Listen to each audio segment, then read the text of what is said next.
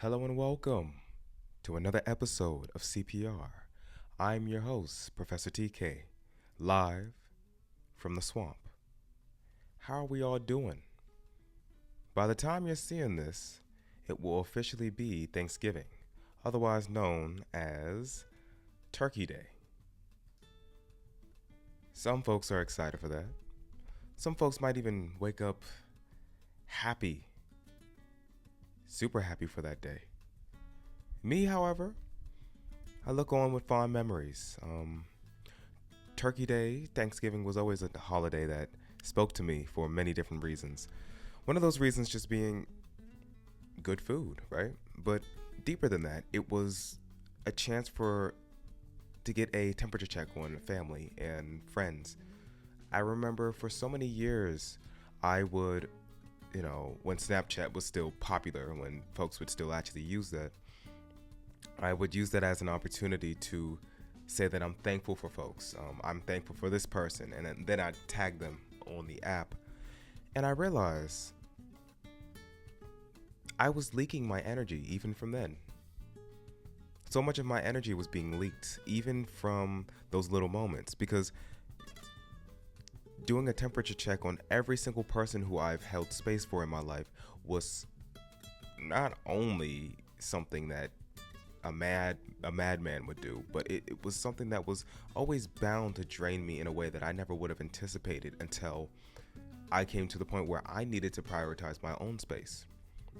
Because when you get to the point where people expect you to have a certain energy, a certain level of care, folks then try to twist the story around because they're like, oh, well, I always expected you to be here. I always expected you to act in this way. I always expected this version of you that I manufactured in my mind without actually understanding which version was actually authentic to you, right?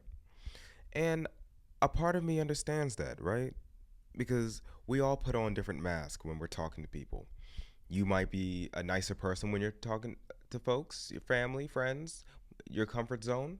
You might be a little meaner because you feel like you can finally express the things that you've been wanting to communicate when you're, in a comforting environment, right? When the food has settled in and you're finally able to relay the thoughts that have always been on your mind. But even with that, it's like the version of yourself that you portray to your friends and family is always going to be a different version, right? It's always going to be a version of you that is different from how you are in just your own psyche. No matter how hard we try to define each other, define our own space, it's always going to be different in how we interpret ourselves in our own mind. I wish I could say that these things were less complicated or more complicated, but it's very rudimentary. We all have an inner voice that tells us who we should be around certain folks. When you see black folks, you want to tune up your black talk, right? When you see white folks, you might want to feel more proper. Or even depending on somebody's outfit, you want to either be more fancy in your etiquette or more lax, laid back, depending on what outfit or vibe the person's be giving off. They don't necessarily have to be black or white. Doesn't matter if you're black or white. Doesn't matter. It matters whatever person is portraying whatever image they want to that day, right? And so that comes into the whole Thanksgiving atmosphere. This is a temperature check for the entire year. Folks don't know whatever you have been through unless you tell them, right? I mean, some folks keep up with the social media. That's why Facebook is kind of a death trap because it doesn't matter if it's actually authentic to how things have been going on in your life. People are still going to just say or feel however they want to feel, regardless of if it's accurate, right? That's why you see all of these validate me posts, people posting their family and all the sports that they do, their interactions and football. But it's like you don't actually a lot of folks have to live out their fantasies, their dreams through their kids, right? But at the same time, it's like the kids never wanted that. You're putting all these expectations on your kids, your own flesh and blood, when it's like, have you even thought to consider what they wanted in their lives? Have you thought to consider what they personally strive for, right? Because a lot of folks think that just because I do it, my kid wants to do it. Hell no. Your kid has their own mind and their own thoughts. They grew up in a different way than you did. Just because they're around you 24/7 doesn't mean that they're going to like the same things that you do. No. All right? So when you try to force your kid to act or be or like certain things, it draws them further and further away from you because it's like either way, pops, either way, mommy isn't going to like what I do. Either way, even if I were to express myself, even if I were to be my most authentic self, folks are still not going to give me my flowers. Folks are still not going to respect what I do, right? And it's truly the closest ones to you that you expect to at least give you some type of praise, some type of admiration, some type of respect. But those are actually the folks who tend to give it least. And it's not because they can't, they just choose not to. And I realize even throughout that, you got to push through. I know that's hard to say. And I know it sounds very uneasy, nerve wracking, especially to folks who've never fought for themselves. But you do have to, especially if you want to continue being in alignment with what you believe in. You have to fight for yourself. Whether it's being a dance instructor, whether it's being a teacher, whether it's being a line cook. If you don't live in your vision, someone else is going to live it for you. And you're going to feel that pain in your chest. You're going to feel that irk. You're going to be like, damn, damn, why isn't that me?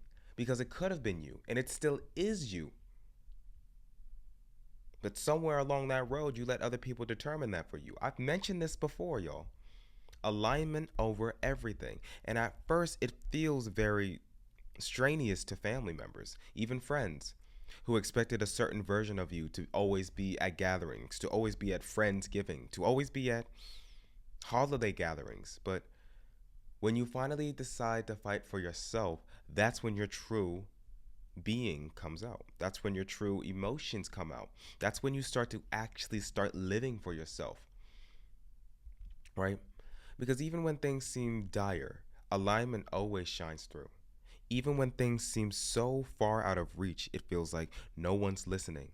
Alignment always comes through at the end. Because at the end of the day, we're all meant to walk a different path in life. Some folks might have a similar path to others, while other folks have to completely build their own blueprint, right? It doesn't matter what you do, but it has to be true to you, right?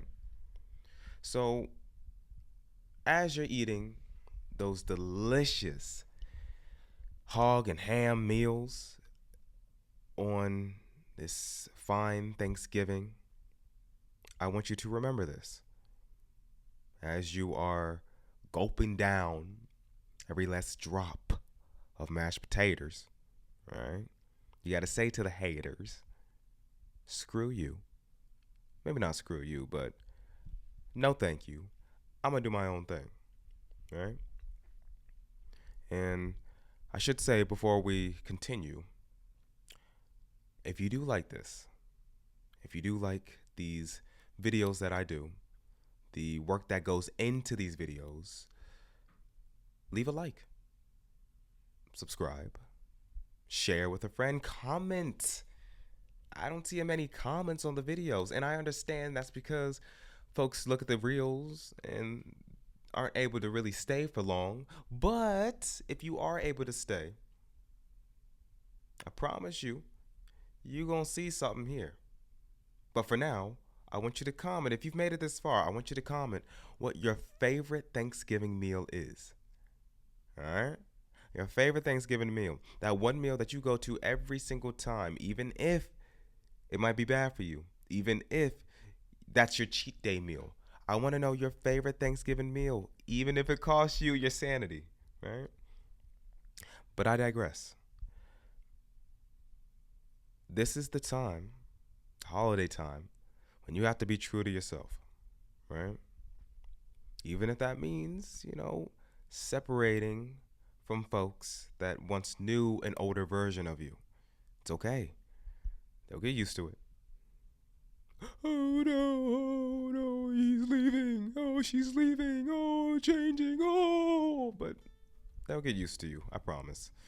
It's not the end of the world. It just feels like it because, again, a lot of folks that I'm talking to were anchors in their own family or friend groups. So leaving that sense of security in that friend group really paints a picture of how much they actually carried, how much of their own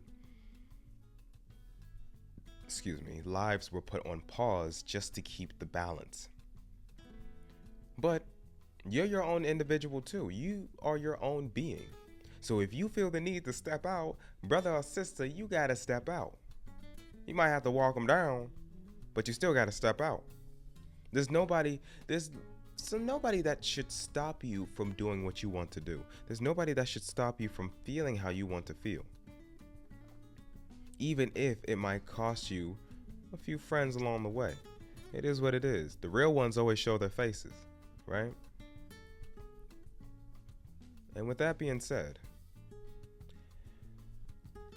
love others, but most importantly, love yourself, and the right ones will come your way. It has been your host, Professor TK, from the swamp. I will catch you guys in the next one. Peace. And remember, the Toad King rises.